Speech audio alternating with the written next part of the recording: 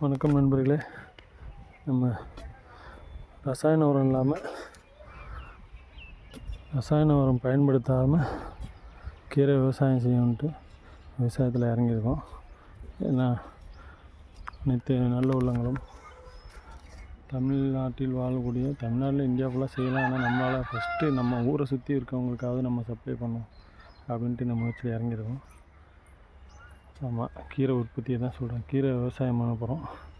கீரை விவசாயத்தில் ரசாயன உரம், அதாவது இன்றைக்கி பறிக்கிறோம் அப்படின்னாக்கா, இன்றைக்கி பறிக்கிறோம்னா முதல் நாள் 2-3 நாளைக்கு முன்னாடி அதில் பூச்சிக்கொல்லி அடித்தோம்னாக்கா அந்த விஷம் அதை விட்டு பெருசாக குறைஞ்சிருக்காது. இந்த விஷத்தோடு தான் நம்ம சாப்பிட்டுட்ருக்கோம். அதனால் அதெல்லாம் தவிர்க்கணும். அதில் ரசாயன உரங்கள் போட்டு சாப்பிட்றதுனால நம்மளோட அடுத்த ஜென்ரேஷன், நமக்கு அடுத்த ஜென்ரேஷனோட வாழ்நாளை நினச்சா ரொம்ப பரிதாபமாக இருக்குது. ஆமாம், எல்லாமே முழுக்க ஹாஸ்பிட்டல் நம்பி மட்டும்தான் நம்ம வாழ்கிறோன்ற மாதிரி ஒரு கட்டாயத்துக்கு வந்துட்டோம்.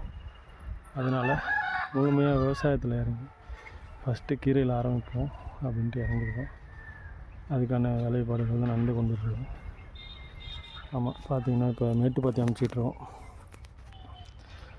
நிலத்தை சரி செஞ்சு மேட்டுப்பாத்தி அமைச்சு தண்ணி விட்டு அடுத்த வேலைகள் செய்ய வேண்டியதான்.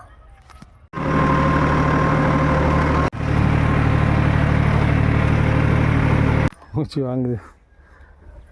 ரொம்ப நாளுக்கு அப்புறம் விவசாயம் மம்பட்டி பிடிச்சி வேலை செய்கிறோம் இல்லையா, அதனால் மூச்சு வாங்குது.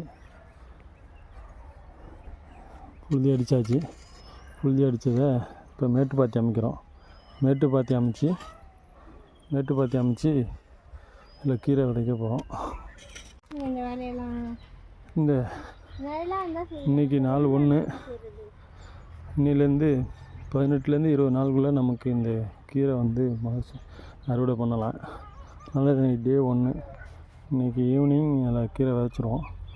கீரை விதைச்சிட்டு ஒவ்வொரு நாளும் என்ன செய்கிறோன்றதை அப்டேட் பண்ணுறோம். வணக்கம்.